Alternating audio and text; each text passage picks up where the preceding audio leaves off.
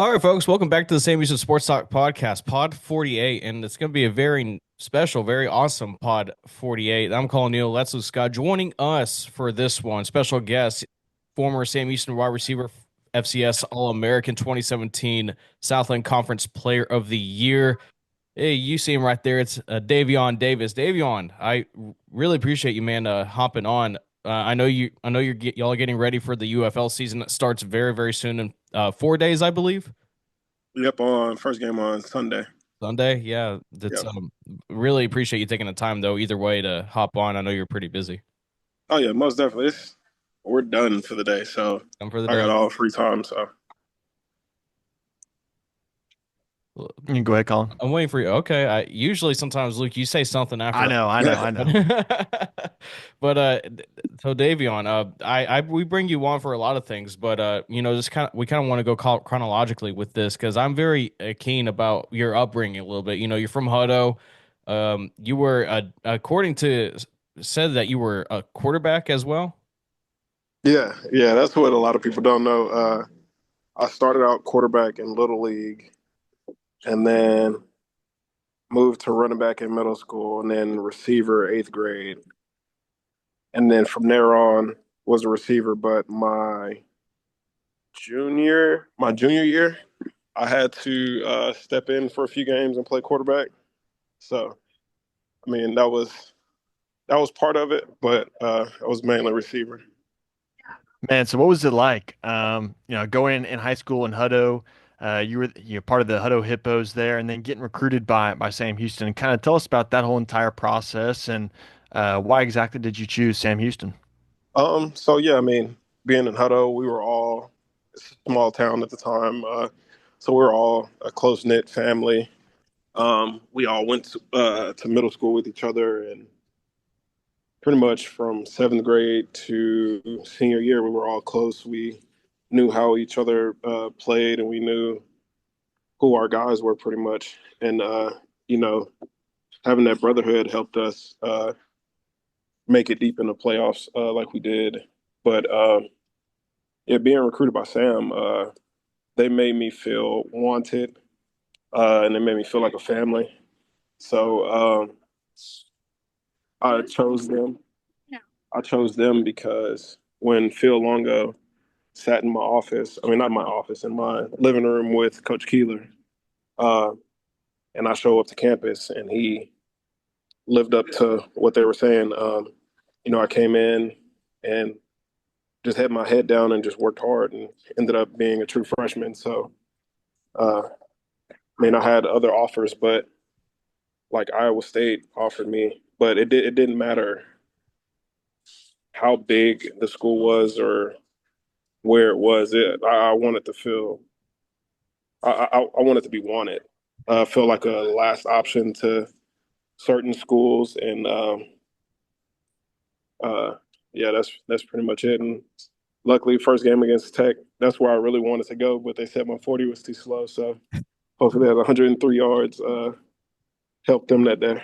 I kind of think the 40-yard dash is a little bit of an overrated drill. I mean, I know it's that one drill that everyone likes to look at when the combine comes around. I mean, do you agree with me? I don't know. I mean, from a pro yourself, do you agree the 40-yard is a little overrated?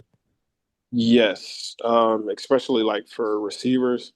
I think the pro agility for receivers and the L drill uh, are more like I said, for receivers. My pro agility, I don't remember what it was pro day, but it was very low. So that I mean that should have trumped my 40, but it didn't. But I mean, hey, I've got to the highest peak, and still chasing that dream. Yeah, so what was it like playing under Coach Keeler and then Phil Longo, as we're going to talk about a little bit, obviously the new head coach for Sam. Just kind of talk about Coach Longo's leadership. What did you think about him and how big of a role did he play in your development? He played a huge part. To this day, me and Longo talk. He's always checked in on me and my family, even after he left Sam. And so, still having that tight relationship with him, and seeing him be the head coach at Sam, it brings me joy because I know what type of coach he is, and I know the players are going to love him. He's a player's coach. He's going to coach you hard, but he wants you to be the best version of yourself on and off the field. Um, and like I said, my my first game, he could tell that I was a little flustered, but he'd always tell me like, calm down, be you, be the kid that you were during camp, and just make plays. And from that very first snap, always kept those words in my head. Shout out to him, and shout out to Coach Keeler. I wouldn't be here without him, and Longo wouldn't have been a part of the process without Coach Keeler as well. I love them both to death, and it's always a family with them, and always show love to them. Well, you said you were flustered going to that first game against Texas Tech. 12 catches, 103 yards, one touchdown. I mean, against a Big 12 defense. I mean, for your first game, that's legit crazy to me. Just kind of what was that game like? Because I mean, that ended up being a very high scoring game, 59-45. Y'all guys unfortunately took the loss, but y'all really kept up with the Red Raiders in that game. Oh yeah, it was high scoring for sure. I think I was flustered by the tortillas that were thrown at us coming onto the field. So, that might have played a part. But it was cool to experience. And like I've watched guys like Jakeem Grant, of course Mahomes. I've had teammates like Derek Edwards. He was at Tech, and just being put in that opportunity with guys that have been, in the big show and in the big moment, and just them talking to me and Coach Longo helping me, um, it just calmed my nerves, and just hearing them, hey little bro, like you got this, keep going, it really helped me.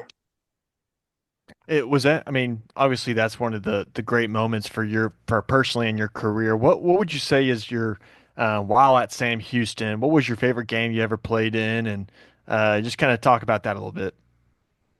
Ooh, I always loved the Battle of the Piney Woods uh, games, but it was always something about when we played Northwestern State. I've had, not to be cocky, but like I think my junior and You owned them. Yeah, senior year, I had like 4 touchdowns I got your numbers one right year, here, and then Davion. I got your numbers right here. 8 catches. This is 2017. 8 catches, 139 yards, 4 touchdowns, with the yeah, longest reception being 70. yeah. So I mean, it was we ended up needing it in that game because we were down the whole game. But I would say that those were probably my most fun, just because of how well I played. But I will never forget the one hand catch against Central Arkansas that I had. So, Hey, you got SC top 10 in that one, if I remember oh correctly. yeah, yeah, that's always cool. But it kind of died down after a little bit. I mean, you're not the only one. You had the Flanders flip that was on SC Yeah, top 10 for a long time. I mean, that cat. I've watched it a couple times. It's really cool watching that. As you're, you know, basically kind of circling back with Longo a little bit. I know you played 2 years under him. I know you got recruited under him, but what was you obviously got recruited by him, so you know a lot about him, and you say you still keep in contact. Just hmm kind of what was the reaction at first when you saw that Longo got hired as the head coach for Sam Houston back in December? me and Briscoe, we were really pushing for Longo. Like after we saw that Keeler got the Temple job, um, first thing that popped in my head was Longo.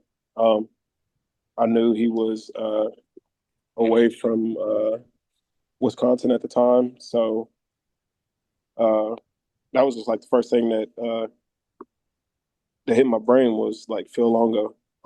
Me and Briscoe talked, and we pushed and pushed for him, and we got a lot of people on board in his name. start popping up, and I'm pretty sure his name was popping up already. But I think just with former players and knowing the type of leader he is and what type of man he is, um, just having those former players really helped out as well.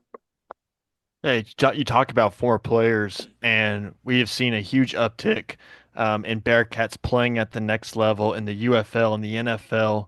Just kind of, I mean, not that you were one of the first guys, but when from seeing when you were at Sam Houston and until now, like seeing all these guys go through Huntsville and play for the Bearcats and getting to this next level, how much pride do you take in that, and um, just kind of talk about the evolution of the program since you left.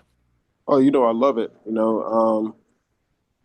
I wouldn't say I was a part of like the upbringing, but there was plenty of guys before me, and just them paving the way really paved the way for all of us. But for some of us to, take that to the next level and keep building, and more attention's being drawn to Huntsville because of it. It's a blessing. A lot of guys uh, that are going to be after me are going to have a bright future.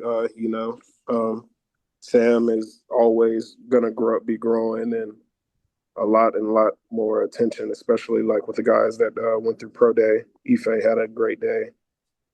His numbers are going to help him out tremendously.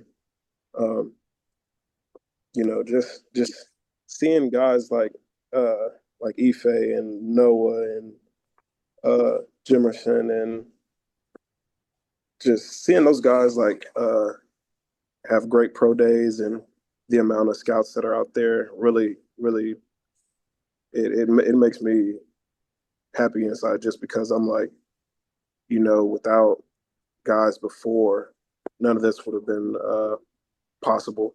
But Mhm.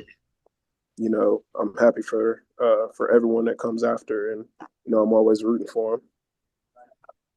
Yeah, it is a weird era now in college athletics. Obviously, you played in the time before NIL, before the transfer portal, and everyone's in, especially with college basketball having their transfer portal. Now there's this huge topic of conversation. It seems like every time a portal opens for the major sports, there's always like, this is going to kill mid majors. This is going to kill the group of five programs. Just kind of, how do you think Sam Houston survives this, or not really survive, just kind of not just survive and thrive? Because I mean, they thrived last year with 10-3 season, winning the New Orleans Bowl. And that was awesome and all, but now it's like focus on next year and the future, especially with Yeah. Longo being the new head coach. Just kind of, how do you think Sam Houston not just survives but also thrives in this new era of college athletics? I think to a extent, I don't think a lot of people really care about the money. I would say I wouldn't have cared about the money. I'd stay regardless. Um, but I would hope that it's because people want to come and play for a brotherhood, and want to be a part of something that's going to be great here down the road. But now times have changed, and of course, like there's going to be money thrown around, and more people making more money than other players and stuff. But at the end of the day, it should be about ball and not about the money. You know, I'm I'm getting paid here, but I literally pay for free, play for free just to be able to get back out there and show what I'm doing. Um, and that's how I would want everybody at Sam to be. It's always not about the money, and yeah, that's pretty much it. I'm not a huge fan of the NIL thing, but it's part of today's life. Yeah, it's such a tricky, I mean, a touchy subject Oh yeah, because there's violations everywhere and teams, are getting around it. I guess my question to you is like, if Coach Longo, and maybe he has asked you to come speak to players, like what would you say to them, kind of about, learning, how to be the best college athlete they can be, how they can get a good education, like kind of like mentor them a little bit, like Yeah. What would your message be to those guys? Um, One, the degree is everything. Like, yeah, you're there to play football, but there needs to be a plan for after football. Um, that's the main thing. And two, which I really wish I did this beforehand, but taking care of your body. Uh, when I got to Minnesota in 2019, that's when I really like understood. I'm like, oh, okay, I see what guys are talking about now. So I'm literally up here. We're from like 8:30 to 4:30, and I'm still here. I'm literally in some boots now. Taking care of the body is everything. But also too, um, just taking notes on whether it's like you're learning a new offensive scheme or taking notes on like teams you've played. I have to show you guys like my iPad like full of notes and everything, but that really helps me because I'm a learner that needs to write it, I need to see it, and then I need to do it, and it Yeah, sticks with me way more. And I'm the I'm same exact way. yeah, Got to write it down. You speak yeah, it, and you learn it. You just more hands on. You can't just yeah, watch, right? exactly. And I know a lot of people are like that, but uh, I know a lot of people don't like to speak up for it. But the best way you can learn, you need to speak up about it. And the last thing is, there's no such thing as a dumb question. I've always sat in the back and like I'd have a question, but I'm like, I don't want to sound stupid. And coaches that I've been around, they're like, there's no such thing as a dumb question. The only dumb questions is the ones that aren't asked. And I'd push that on kids for sure too. You kind of mentioned a little bit, sitting down, taking notes, kind of a connection there. This is a great segue because I'm very curious about Longo's play style, the offense Mhm. that he likes to run, the air raid. The I forgot what the other name is for the air raid that he likes to run, but just kind of talk a little bit about his offensive schemes, kind of basically, of course, without giving too much away, because I don't think he would appreciate you giving up his Oh yeah, secrets on yeah, this pod. But yeah. but what can you say about Longo's offensive style?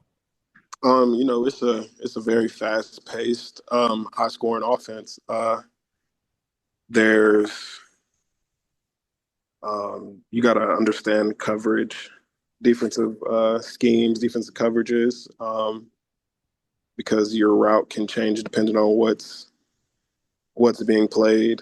Um, just know it's going to be quite a few points on the board. I'm not going to get too far into it. I probably said too much with that the coverage scheme thing, but I think the kids will love it. It's a friendly offense. It's hand signals, so it's as soon as you learn the hand signals, it's you'll get the whole play. So yeah, that's just I'm excited for this, especially because I know it's going to be one, a lot of plays, and two, a lot of points on the board. So There basically, might be a few times where we see the Bearcats hit 100 plays during the year, and that's always a fun stat. You see like the teams that are the quickest in tempo, and Mhm. oftentimes those teams are racking in a lot of wins. So hopefully that comes to Sam pretty soon. Oh yeah, most definitely. And that's what I'm hoping and praying for. And I'm pretty sure the staff he hired are great coaches, and they're going to get everybody on the same page. Speaking of coaches, any thoughts of maybe you getting into coaching after your careers after you hang him up and maybe Coach Longo calls you and says, "Hey, come coach with me." I've thought about it, but I'm still, I wouldn't say picking. There's still options out there that Yeah, I'm looking at for sure. But yeah. if it came down to it, I'd love to stay close to the game. let's talk about your pro career real quick. I mean, you've been all over the place to say the least. Um, Mhm. looking at your where you been and all that, and you decided to play in the USFL with the Stallions, and then that merger happened. You bounced around a little bit in the pros, back in the NFL again, and now you're back with the Stallions. Just kind of what has your how do you like stay? How do you stay? What keeps you motivated to keep on going to play the game that you love? Because it's like, I mean, you're basically a journeyman. You've just been all over the place, and you're playing in the USL or UFL right now. Still getting used to the name Mhm. change, but just kind of what's it been like your journey so far? I mean, it could be tough mentally at times, but at the end of the day, I know the type of player that I am. I know what I could bring to a team. And I'm still here trying to show that I can play inside, outside. I can do special teams. I can punt return, kick return. Allow wash and fold the best towels if a team needs it. Just showing, just back out here showing teams like what I can provide. I mean, I know I'm getting older, but I'm still the younger me, if that makes a sense. I'm still moving great. Um, I'm very smart when it comes to recognizing coverages and uh, understanding what defenses are trying to do. Um, I'm just trying to put my best foot forward and get back to where I know I should be, and in the most humble way, though. I think I should be somewhere, and I'm still trying to prove that. Well, I can speak for one team. The Dallas Cowboys need all the help we can get on the outside. We have one guy, and that's about it. So hopefully, Davion, they get you there. But um, aside from that, I mean, not many people know much about spring league football. I mean, it's a world of its own.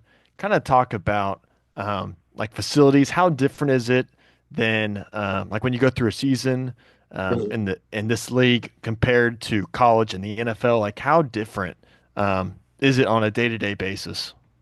It's very different. I'm at HQ right now. It's a building that all 8 teams use. So this second floor, it's us, San Antonio, Arlington, and Michigan Panthers, and then upstairs is everybody else. So we see everybody every single day. There's always like encounters of like people we've played with in the past or people that we know. But it's limited resources, and you know, from the especially like from the treatment and rehab wise. But we can't. I'm not going to complain about it. Hmm. It's a great opportunity for people to showcase what they can do and potentially get back to the NFL. So I'm always grateful for the opportunity that's been given, no matter where it is. It's weird because ever since the AAF, it's like there keeps on being like a lot of like iterations of spring football, and then you had the XFL that unfortunately got canceled because of COVID, and then you had the USFL, and then the XFL came back, and now this year this is gonna be the first year when they're both when they as emerged. Um, you know, I don't really know how that exactly worked out, but it's now the USL or the UFL, excuse me. Just kind of Mhm. can is there a way for spring football to continue being a consistent thing where, like you said, it could be a chance where guys that didn't work out in the NFL or they didn't find the opportunity they were looking for outside of college, can this be a consistent thing where it can be successful for all parties involved? Oh, most definitely. I know the whole CBA thing is up right now, but uh, and I know like there are like talks of people sitting out. I'm not sitting out. I'm not ruining an opportunity that I have to sit out for extra money. Like at the end of the day, we're here to do a job. They're blessing us with this beautiful opportunity that we have. I'm not going to mess it up. I'm going to be out there putting my best foot forward every time. So I just I just want everybody to be thankful for this opportunity that we're given. I know a lot of people want extra money, but this is the second year that this league has been around. It's not like we're going to be making $300,000. No, this not possible, especially with a league in its second year. So I'll just say be blessed for this opportunity. Hey, if you don't want to play, next man up mentality. They can bring somebody else in that's just as good as you. Um, and I mean, it's just facts. Sorry if that hurts people's feelings, but it's the truth. Yeah. Yeah, I completely understand. The Stallions won a little bit of silverware last year, was it, or and the year before. Talk about kind of the involvement, being involved in winning a championship there. Oh, it was great. You know, everybody was bought into what Coach Skip Holtz is doing and what he's trying to do here. And that's the same thing with this team this year. Yeah, we won championships in the past, but this is a new team with a lot of new faces. You know, we haven't won anything yet. It starts this Sunday, um, and it's going to start this Sunday and go week by week. We can't look forward. We can't say, "Oh, we're the three-peat champs. We won. We won." This team hasn't won anything, like Coach Skip said. Um, you know, it's good to have a championship under my belt, but uh, you know, I want more. I want uh, to bring another championship back to Birmingham, but it starts on Sunday, and then the next week, and then the next week, taking it one game at a time. Oh, I hope. I hope. And I can speak for Lucas as well, and the Bearcats. You know, we hope that you continue to find success. You know, keep playing the game you love. Just kind of one last thing before we let you go, because I know you got, you got to get going. But just kind of just some final thoughts. Maybe something you haven't said about Sam Houston football itself. You know, I know there's like, I mean, I know there's a lot of people that talk. There's still problems there. You know, it being heading into its third season in FBS just kind of some final thoughts, just some things you haven't said, and just kind of how can Sam Houston continue being the school it is while also not losing the foundation of it being like you said, a brotherhood, like a family. Mm-hmm. Just kind of, especially in these days, just kind of how can Sam Houston not just stay what it is, but also be more successful in the future. Because it's going to be a weird season that's coming up this year, because we still don't know where football is going to be playing with the press box Oh, I forgot renovation. about that. With the press box renovation, like, Yeah. and some other additions, just kind of how do you see it working out? Um, like you said, like with I forgot about the whole field renovation. Um, it's going to bring a lot of distractions, but if everybody is locked in and focused on the same goal, I think it won't be a problem. And um, from what I know about Coach Longo, it won't be a problem. Yeah, like the fans will probably be talking about it and everything, but that shouldn't be what the team is focused on. And to speak on the brotherhood thing, you know, you just got to keep finding the right guys that are going to buy into what you're selling. You don't want to bring in a cancer to a team, just not like in a bad way, but championship going on there. I would say I'm trying to find the right words.